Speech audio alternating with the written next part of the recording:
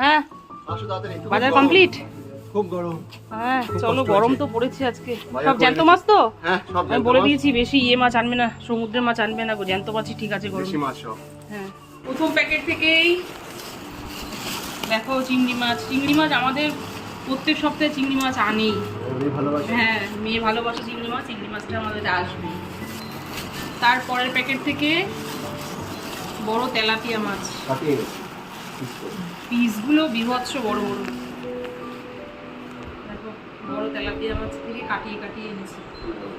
তারপরের প্যাকেট থেকে কাঁকড়া। আমাকে বাজারে গিয়ে ফোন করেছে যে ছোট সাইজের কাঁকড়া আছে বাজারে আনবো। আমি বলছি আনো।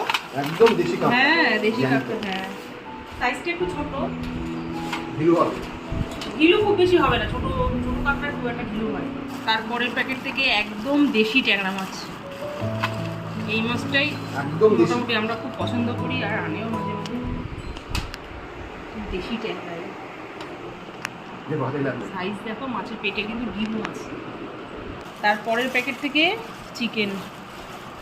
বন্ধুরা আমার বাড়িতে তো চিকেন আসেই, বরাবরই একটা কথাই বলি, আমার মেয়ে খুব একটা মাছ খেতে পছন্দ করে না, চিকেনটাই পছন্দ করে। যাই হোক চিকেনটা আসেই বাড়িতে।